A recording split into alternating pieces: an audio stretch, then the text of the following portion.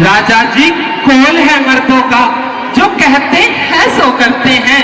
प्रणवीर वही कहलाते हैं, जो आन पर अपनी मरते हैं। कुछ समरण है महाराज तुम्हें, है तुम पर दो वरदान मेरे।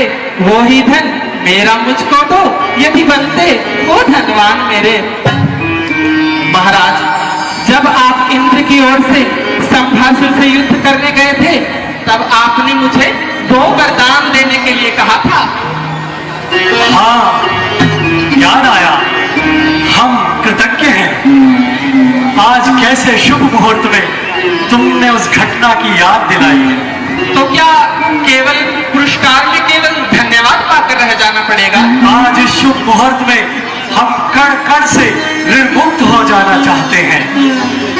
तुम्हारी दूरदर्शिता की किस मुख से प्रशंसा करें।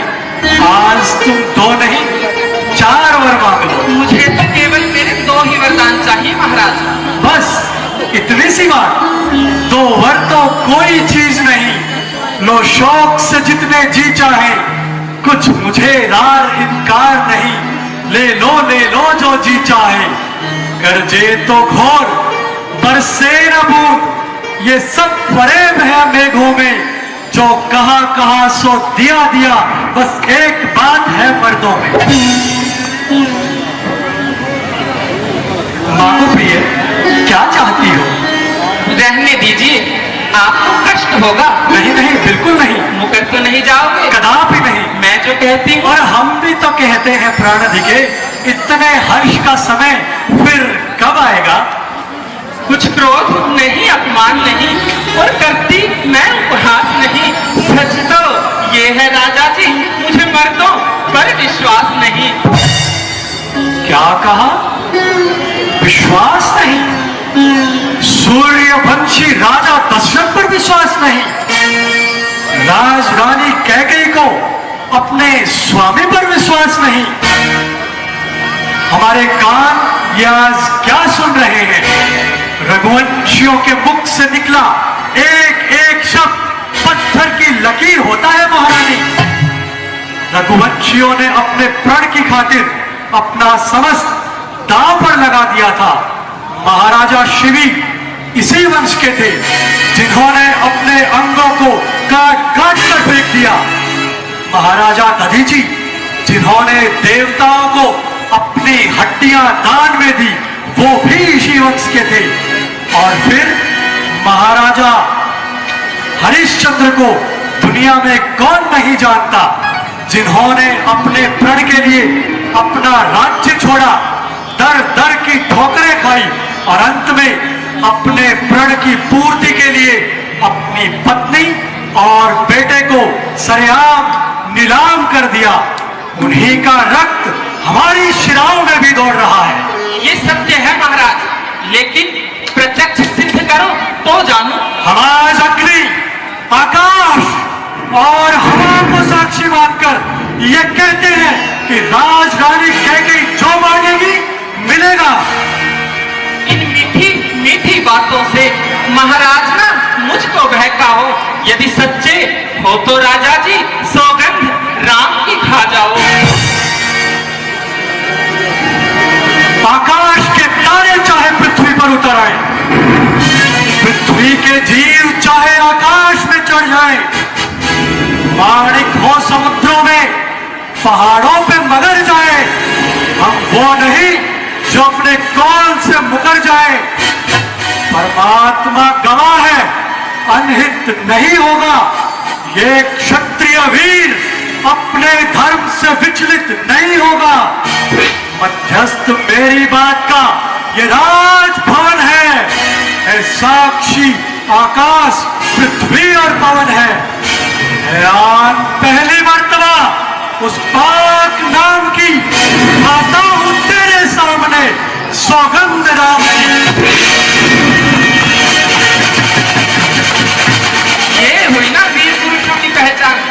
हाँ, तो मुझे मेरी धरोहर लौटा दीजिए महाराज। हाँ प्रिय, मांगो, क्या मांगती हो? पहले ये मांगू या ये? कोई भी, जो चाहो। आप ही बताइए महाराज, मैं पहले कौन सा वर मांगू? ये मांग लो। ये हाँ मांगू? हाँ। मेरा ये वचन कहता है कि अयोध्या का राज्य मेरे भरत को मिले, राम को नहीं। क्या भरत को? जी महाराज, भरत को। और दूसरा वरदान कहता है तापस वेश विशेष उदासी 14 वर्ष राम वनवासी है। क्या कहा? जी महाराज, राम 14 वर्षों के लिए वनवासी वेश में वन में रहे, उसका किसी भी नगर में जाना वर्जित हो। प्रिय, ये तुमने नाट्य कला में महारत कब से हासिल कर ली? देखो, अपने घर में बैठकर तो दूसरों पर हंसा जा सकता है, परंतु अपने घर के लोगों को हंसी का निशाना बनाना ठीक नहीं। ये हंसी नहीं राजन, सत्य है। सत्य है? कौन कहता है? अभागे भरत की दुखियारी माता। कहीं तुम्हारे दम्भ ने तुम्हें छल तो नहीं दिया महारानी? जानती हो क्या मांग रही हो? भली भांति जानती हूँ महाराज कि मैं क्या मांग रही हूँ। नहीं नहीं, ये नहीं हो सकता। इतना प्राण लेवा मजाक तुम कर सकती हो? जरा हमारी ओर मुख करके कहो। मैं तो कह रही थी। तो हम कैसे मान ले? ये परिहास नहीं। महाराज, मेरी बातों को परिहास कहकर उड़ा दे सकते हैं, परंतु आज कह कहीं हंसी नहीं कर रही। तो क्या ये हंसी नहीं? नहीं, मैंने जो कुछ कहा ध्रुव सत्य है।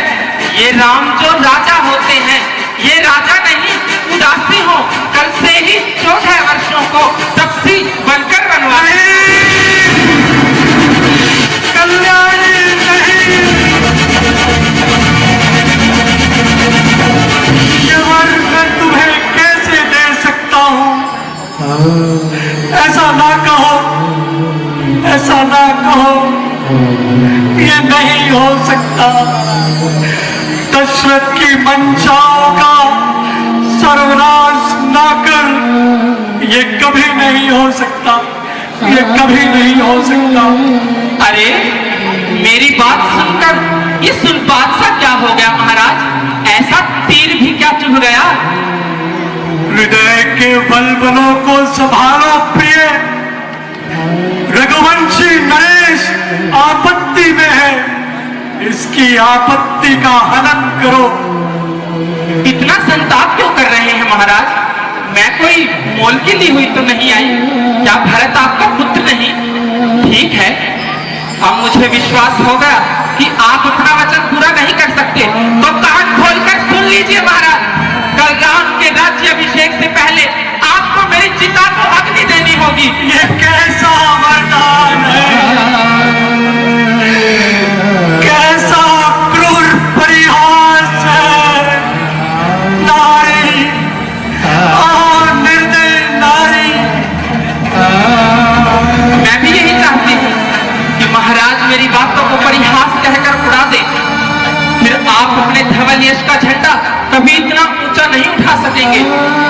मैं वन की डाली डाली पर आपकी प्रशस्तियां लिखकर छोड़ जाऊंगी। पशु पक्षियों तक आपकी सत्यवादिता के गीत गुंजा दूंगी। बिजली की तुलिकाओं से सत्यवादिता का ये चित्र अंकित कर दूंगी। तुम कृतज्ञता का समर्थन करोगी? वैभव और ऐश्वर्य के लिए ऐसा नीच प्रस्ताव करोगी? हमें स्वप्न में भी नहीं पता था। देख, मेरे हंसते खेलते उपवन को कौप की लिया ना गिरा।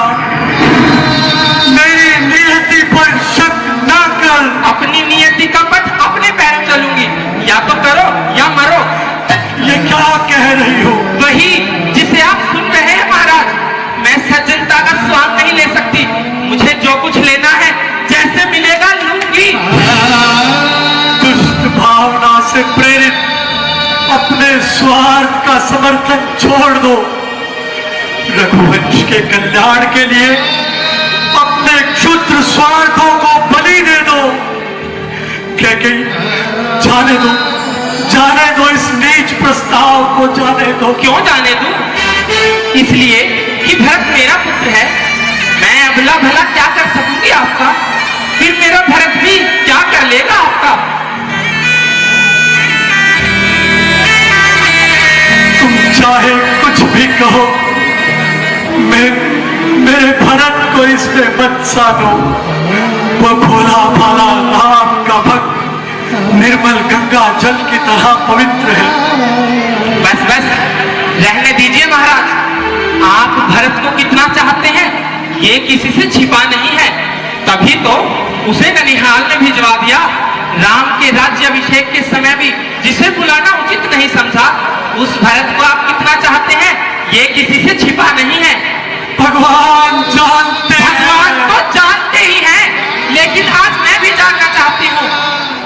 तुम समझती हो कि राम को राज्य की लालसा है? छी छी, तो तुम उसे नहीं जानती। यदि उसे मालूम हो जाए तो ऐसे सैकड़ों राज्य वो छोड़कर जा सकता है। एक को